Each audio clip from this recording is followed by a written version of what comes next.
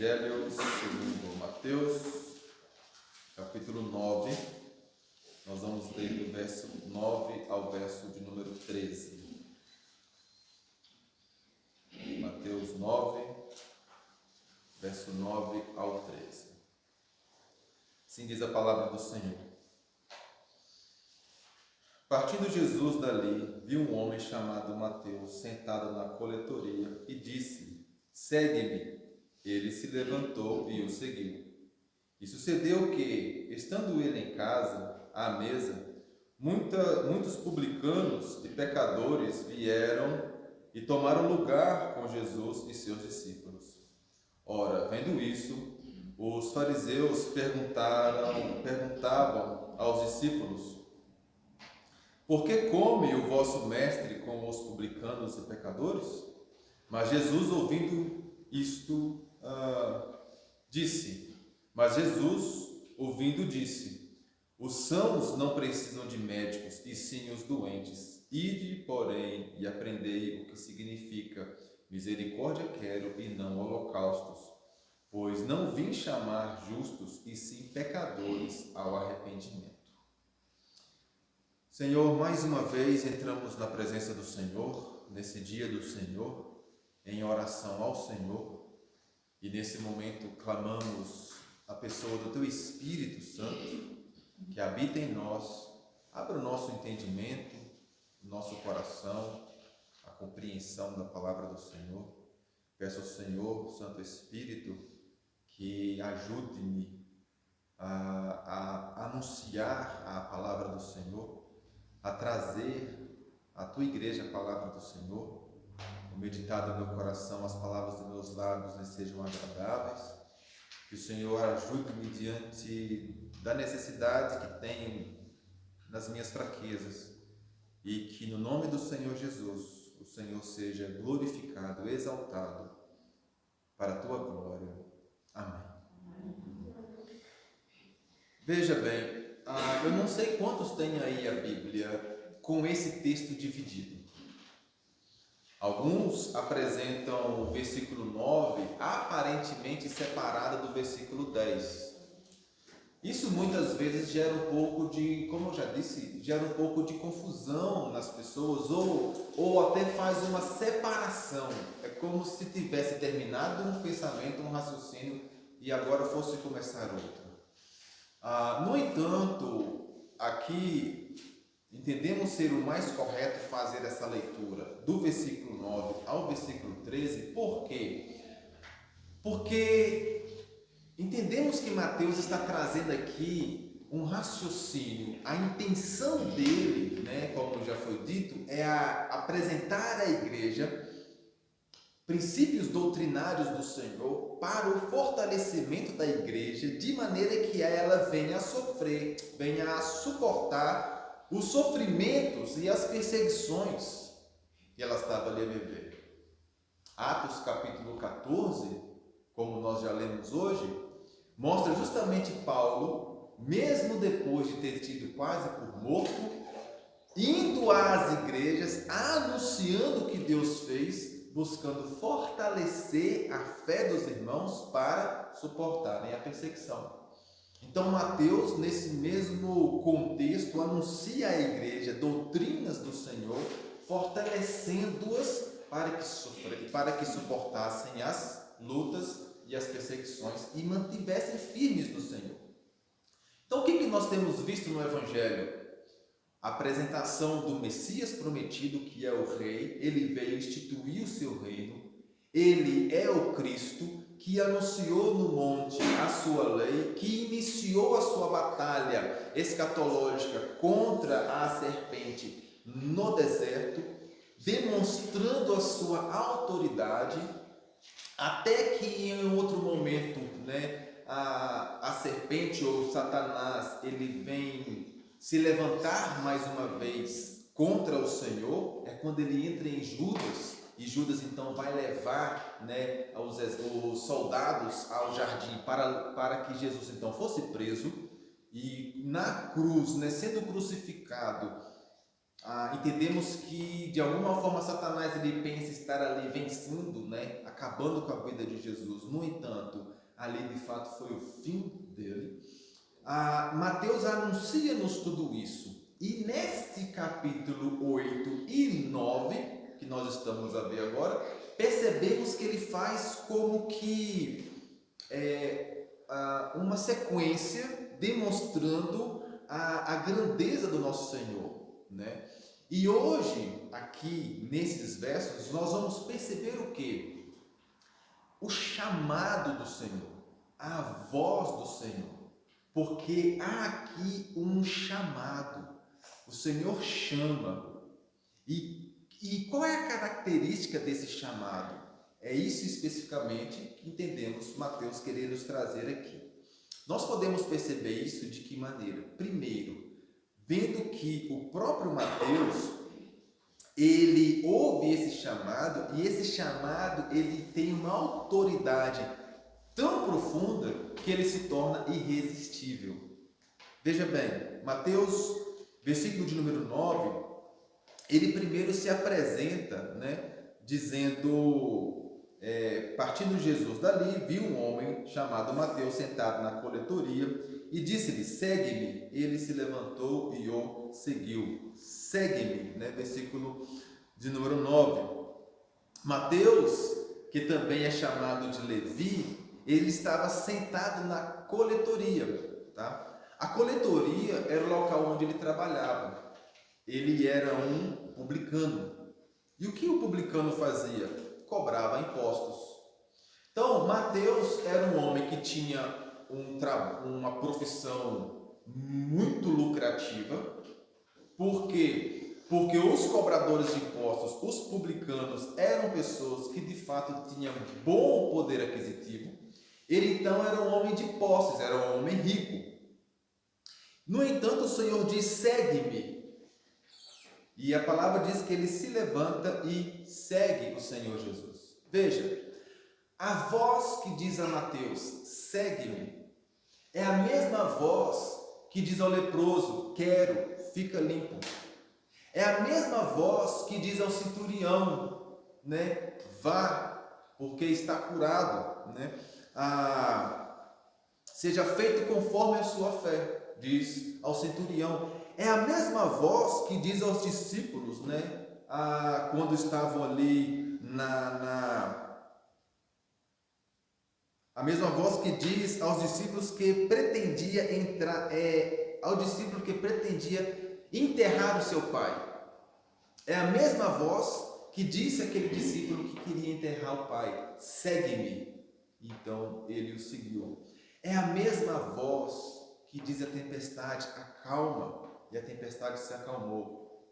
Esta foi a mesma voz que disse à legião de demônios, né, em Gadá, pois ide, e os demônios foram aos porcos. É a mesma voz, né, que disse ao paralítico, levanta-te. A mesma voz que diz, haja luz, e houve luz. Esta mesma voz que sustenta todas as coisas criadas. Esta voz diz a Mateus, segue-me. Perceba que desses exemplos, dessas citações que eu fiz, né, Mateus capítulo de número 8, que nós já vimos, e também o início do capítulo 9, a palavra no grego é imperativa, ou seja, a voz diz, faça porque eu mando. Então, houve a obediência tanto do leproso, quanto do servo do centurião, tanto dos demônios, a tempestade, mesmo a criação, quando o Senhor diz, haja luz e foi feita a luz, e criou os céus e a terra, o homem, todas as coisas, e hoje nós encontramos em Hebreus capítulo 1, versículo 3, que ele pelo poder da sua palavra sustenta todas as coisas, é a mesma voz que chamou a Mateus. E ele diz, segue-me, e ele simplesmente se levantou e o seguiu. Este é um chamado irresistível e ninguém pode negá-lo. Veja que aqui o autor, ele não fala de si. Como eu disse, Mateus era um publicano. Publicano era um cobrador de impostos, ele estava na coletoria. Ele não dá muito testemunho de quem ele era especificamente e o que ele fez especificamente.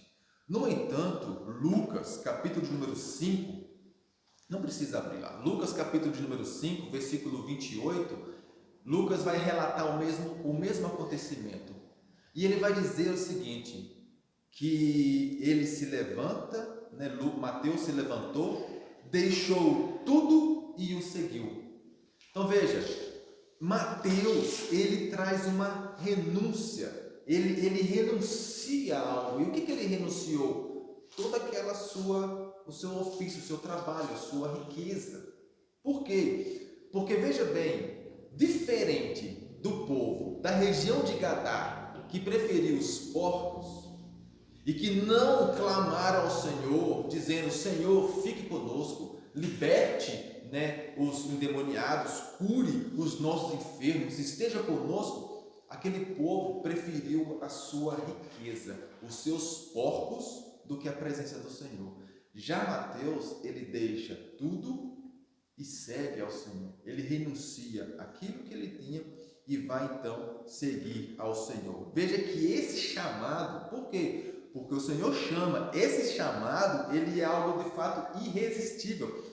Aquele que o Senhor de fato chama, ele não pode resistir ao Senhor. Ele vai, deixa tudo e o segue.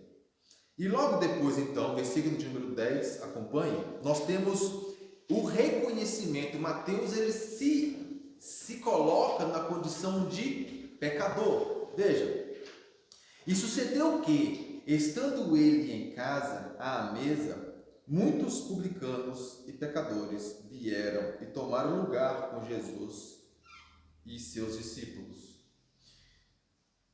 Mateus aqui, ele está se igualando, a um pecador, se colocando, apresentando, dizendo: eu sou um pecador.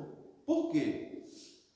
Porque o ambiente dali da casa era provavelmente um ambiente em que estava muitas pessoas, e entre essas pessoas, publicanos. E perceba, os publicanos aqui, eles são colocados na mesma condição de pecadores. Por quê? Por que os publicanos daquele tempo eram considerados também pecadores?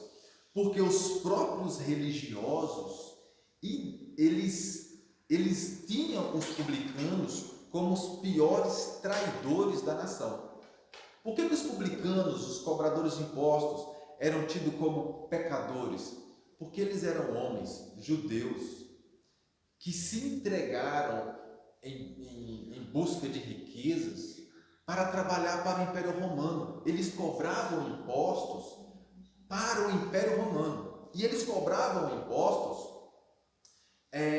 do seu próprio povo. No entanto, eles cobravam muito além daquilo que era devido. Era de fato um enriquecimento ilícito. Eles tiravam do seu próprio povo além daquilo que o próprio império havia determinado. Então havia neles, Mateus, bem provável, a casa onde eles estavam, que é a casa de Mateus, era uma casa confortável, muito provavelmente com condições de alimentar todas aquelas pessoas que estavam ali. Era algo de fato que trazia aos olhos dos homens talvez uma boa impressão. Olha que casa confortável. Mas eles eram tidos como pecadores, por quê? Porque todo esse conforto veio de roubo. Roubavam o seu próprio povo. Há quem diga que um publicano, ele não era sequer aceito como testemunha em um tribunal. Porque diziam que o seu testemunho não era de confiança. Ele era tido como Judas, um grande traidor. Como confiar no testemunho de um traidor? Então, nem sequer, alguns acreditam que nem sequer em tribunais um publicano podia ser usado como testemunho.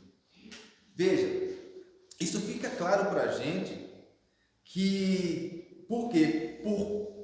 Pelo aquilo que os fariseus vão perguntar, eles fazem a pergunta: por que come vosso mestre com publicanos e pecadores?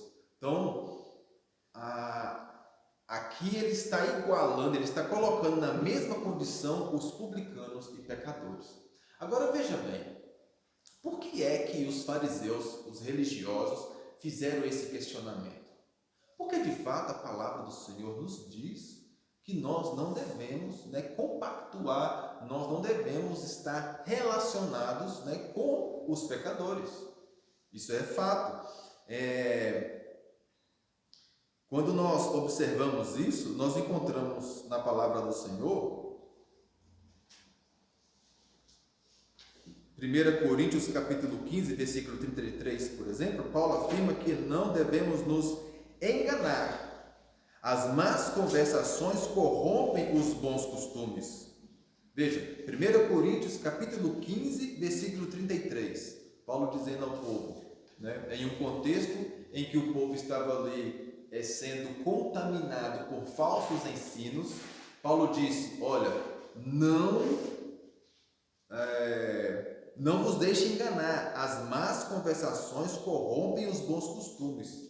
Ou seja, há pessoas, não se engane, que devido ao ambiente vai corromper o seu coração, vai lhe trazer algo que há de te desviar dos caminhos do Senhor. Ele não se relacione com aqueles que irão prejudicar sua relação com Deus e lhe corromper.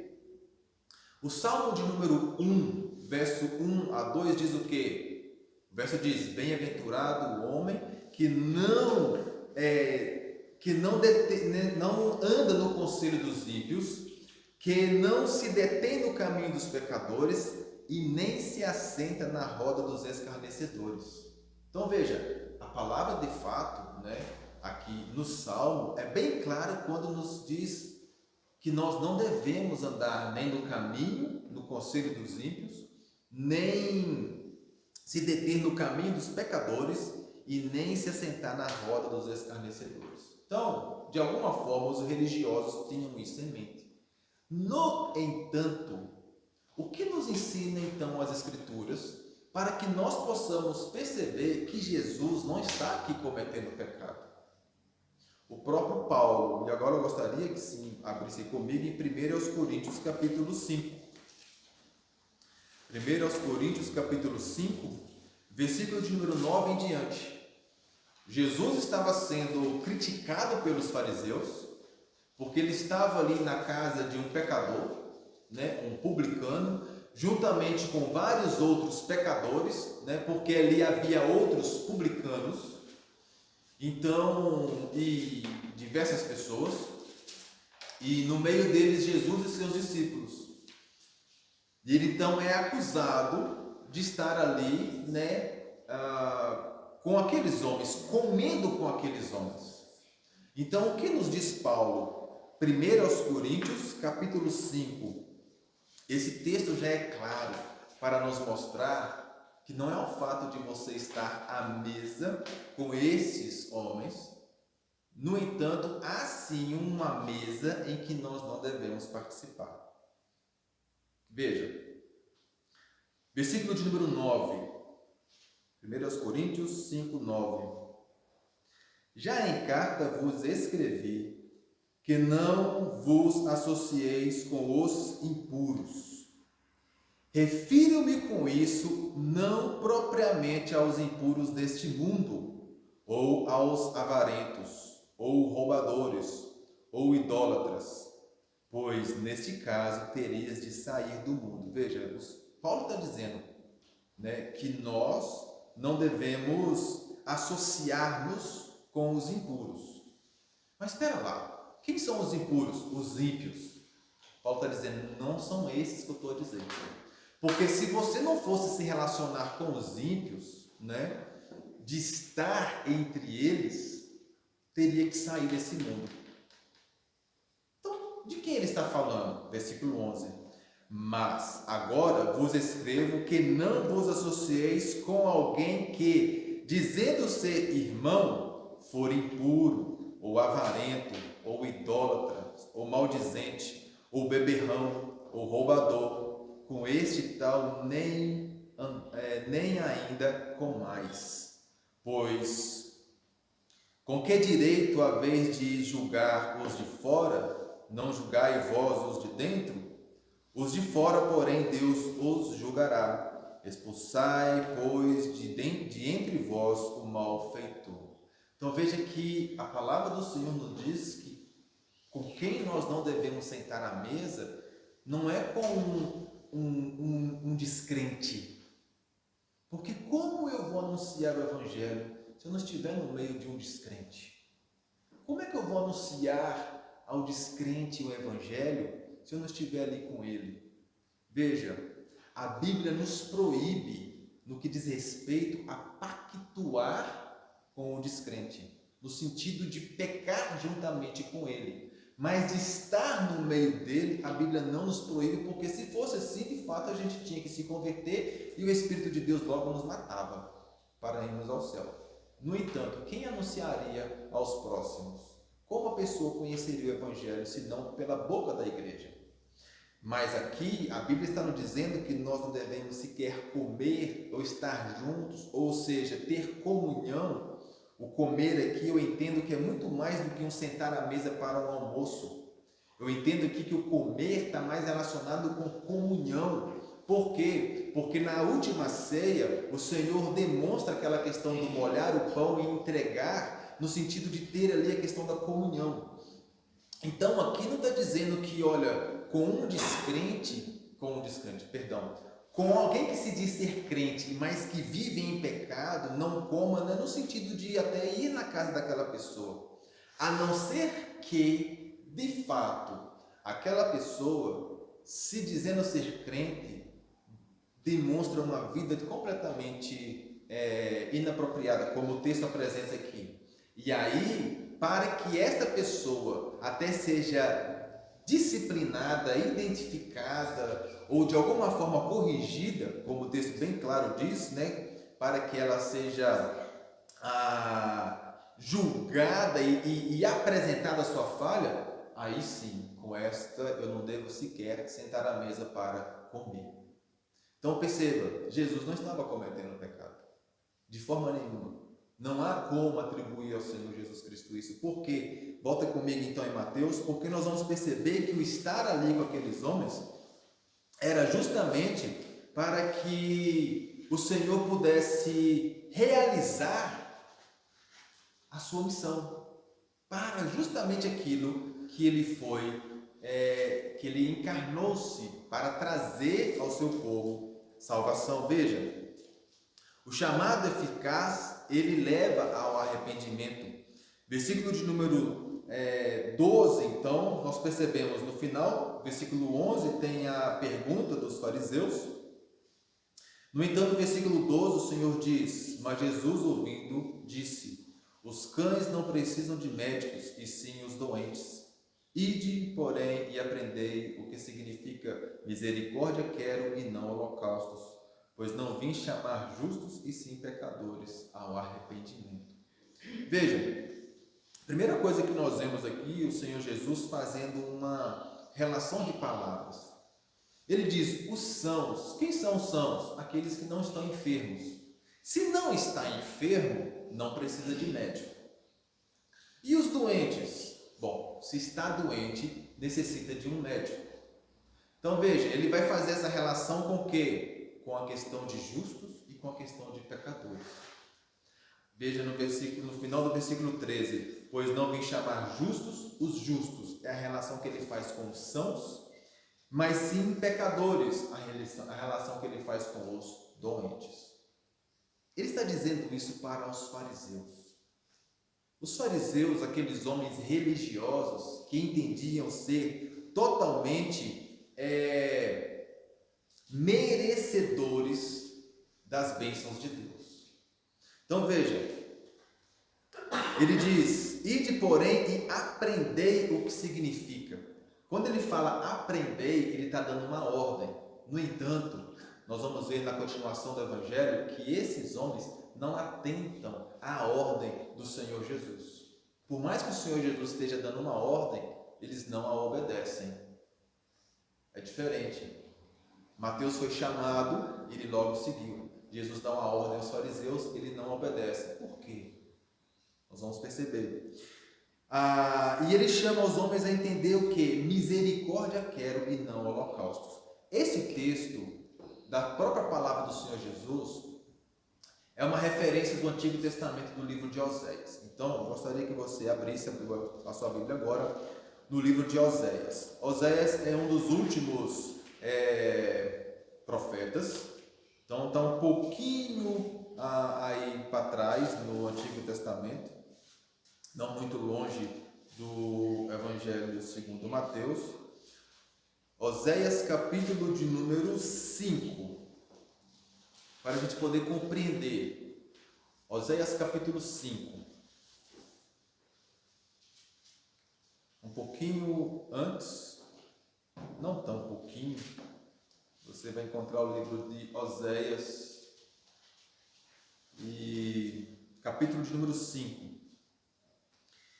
O capítulo de número 5 de Oséias, do versículo 1 até o versículo 6, apresenta o pecado do povo.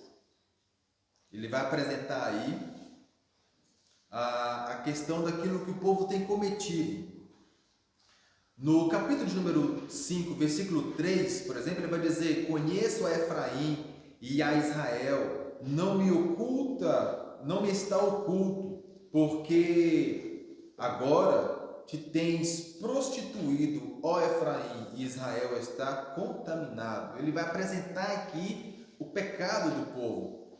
No versículo de número 6, no início, a primeira parte do versículo de número 6, diz o seguinte: estes irão com os seus rebanhos e o seu gado à procura do Senhor. Ou seja, esses vão sacrificar animais ao Senhor, fazer sacrifícios.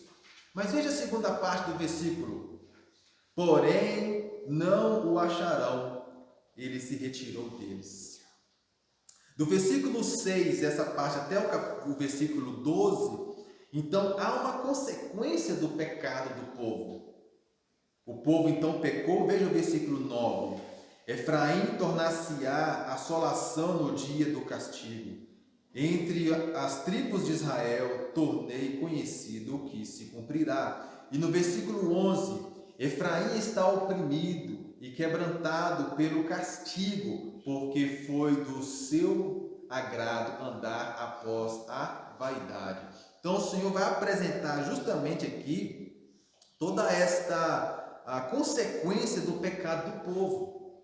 E no versículo de número 13 e 14, nós percebemos que o povo vai tentar resolver o seu problema. O que eles fazem? Veja o versículo 13. Quando Efraim viu a sua enfermidade e Judá a sua chaga, subiu Efraim à Assíria e se dirigiu ao rei principal, que o acudisse, mas ele nada poderá curá-los, não poderá curá-los, nem sará a sua chaga. Porque para Efraim serei como um leão e como um leãozinho, para a casa de Judá, eu mesmo os despedaçarei e ir-me-ei embora. Arrebatá-los-ei e não haverá quem os livre. Veja a consequência do pecado do povo. O povo pecou, ainda assim levava sacrifícios, e o Senhor diz: eu não aceito mais isso, e agora vocês estão debaixo de condenação, de dor por conta do pecado. E aí o povo agora sofrendo diz: não buscamos a Deus, vamos à procura dos assírios para nos livrar das nossas chagas. E o Senhor diz: nem os assírios vão poder fazer algo por vocês. No capítulo 6, então, aí nós vamos encontrar um retorno, né, ao Senhor. Veja,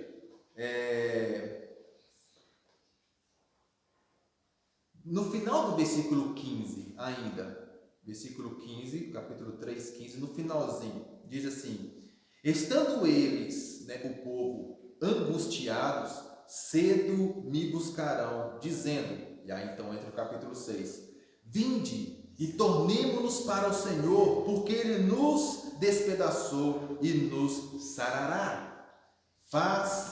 Fez a ferida e a ligará.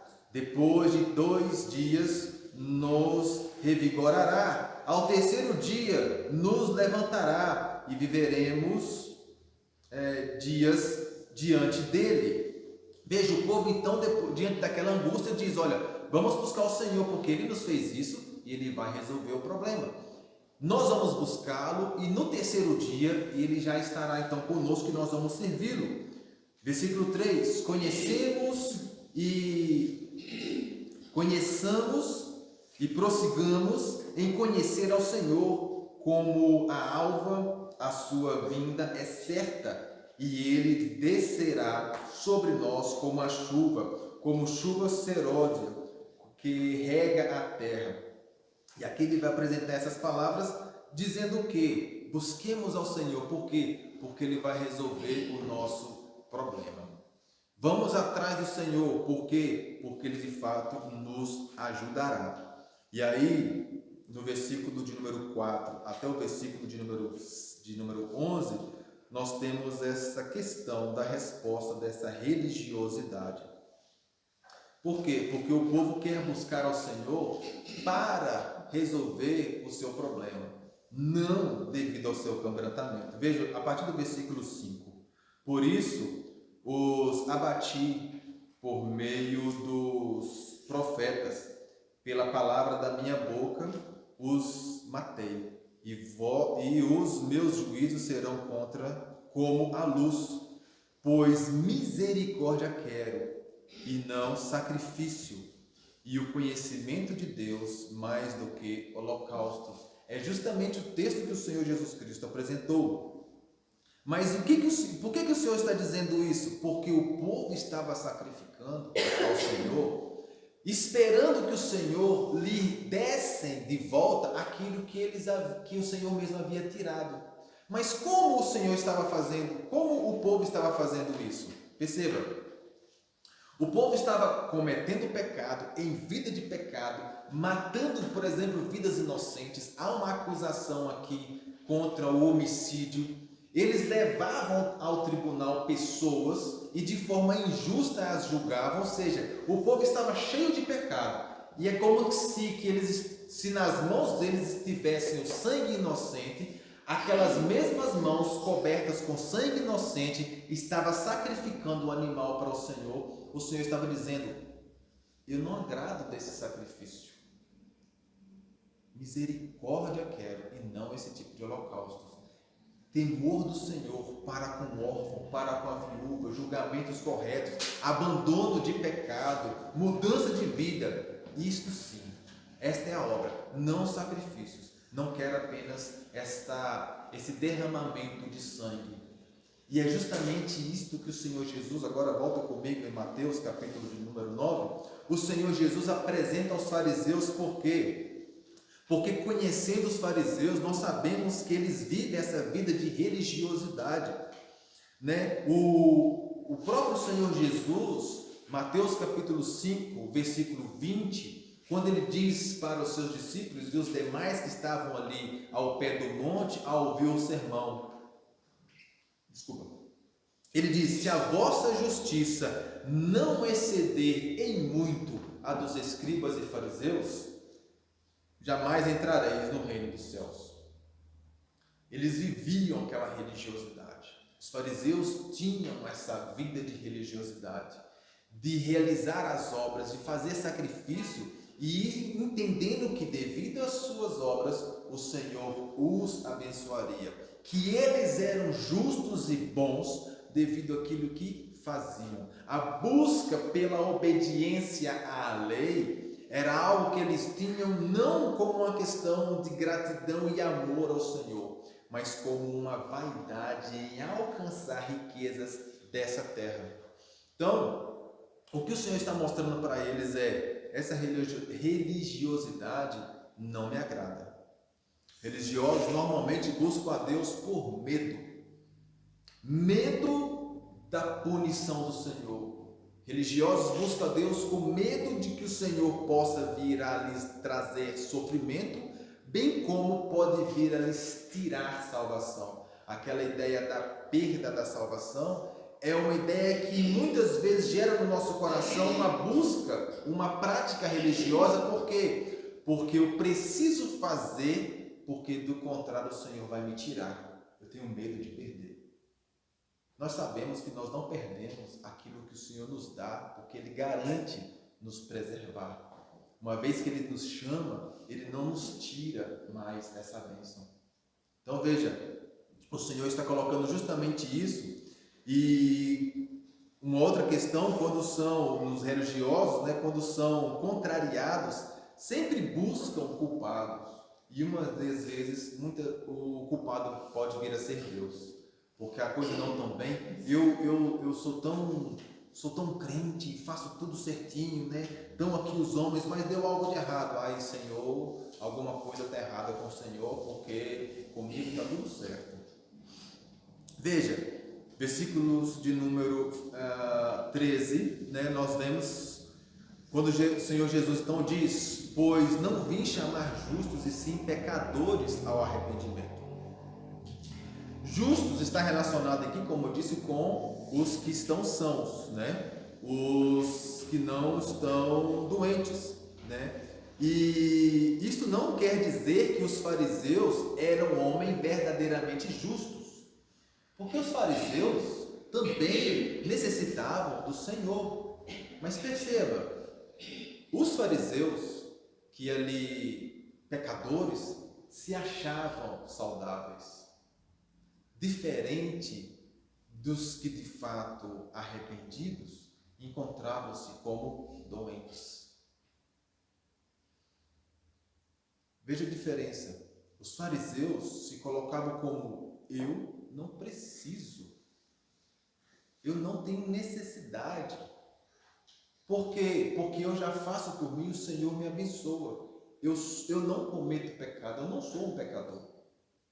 No entanto, o Senhor justamente diz: olha, eu não vim para esses que se diz justos e que não cometem pecado. Eu vim justamente para chamar ao arrependimento aqueles de fato que entendem a sua condição de miséria, que entendem a sua condição de pecado diante do Senhor. Por isso que esse chamado, e aí nós entendemos que há dois tipos de chamado: um chamado externo, chamamos também de vocação, que é justamente o Evangelho anunciado a todos os homens. Nós anunciamos o Evangelho a todas as pessoas. No entanto, essas pessoas que vão ouvir o Evangelho, vão ouvir na sua própria língua, essas pessoas vão compreender, mas não serão levadas ao Senhor. Por quê? Porque há uma necessidade de um novo nascimento, há uma necessidade de uma transformação, há uma necessidade de que aquele que o Senhor de fato chama para si, o Senhor transforme o seu coração. E como isso é feito? Pela pessoa do Espírito Santo de Deus. O Senhor derrama sobre aquele que Ele quer o Espírito Santo de Deus, de maneira que esse traga um novo coração. E esse novo coração, ele não resistirá o chamado do Senhor. Nós que já fomos chamados pelo Senhor, sabemos bem o que é isso. É impossível você não se dobrar diante do Senhor. É impossível você não reconhecer a sua pecaminosidade diante do Senhor. Porque de fato Ele já iniciou a sua obra. Ele já iniciou a salvação. Ele já transformou o coração. Nós percebemos com isso, de fato, que o novo nascimento, o chamado do Senhor, ele está relacionado com algo que muda a nossa percepção, a nossa compreensão.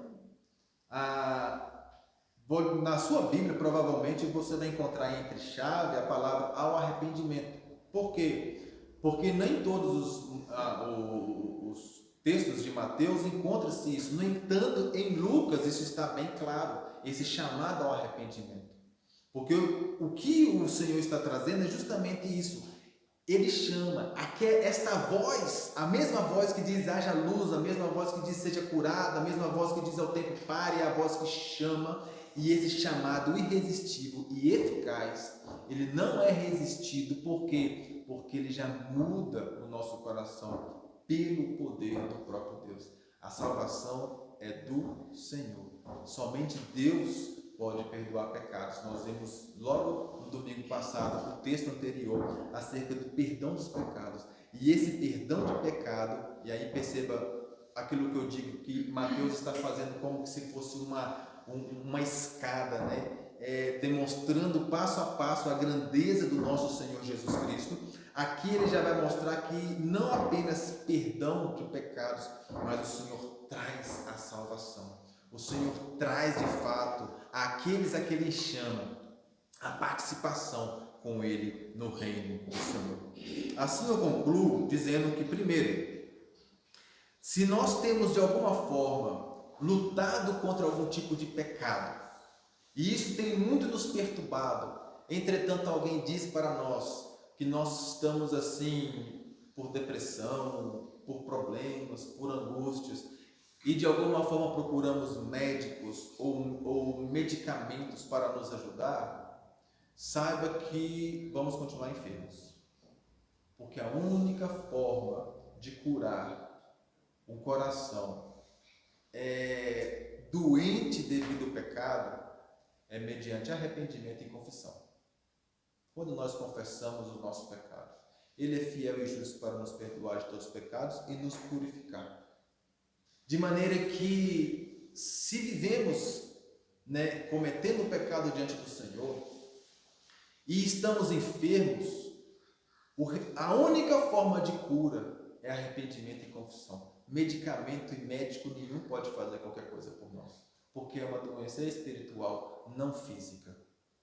E se de fato o Senhor tem chamado, que ninguém de fato procure resistir ao Senhor, porque melhor coisa é estarmos vivendo no reino do Senhor, ser chamado pelo Senhor, entregar-se ao Senhor, render-se aos pés do Senhor, reconhecer o Senhor Jesus como nosso Senhor e nosso Salvador, entregar a Ele a nossa vida. Ele já trouxe o novo nascimento, Ele já traz em nós a transformação. Por isso, entreguemos-nos de toda a alma, de todo o corpo, de todo o ser, com todo o nosso entendimento, crescendo no conhecimento do Senhor, porque não resistimos ao chamado do Senhor. E aqueles a que Ele chama, deem louvores ao Senhor, porque chama para viver no seu reino, um reino eterno, juntamente com o Pai, em que nós estaremos unidos, para glorificá-lo e exaltá-lo pelo resto da eternidade.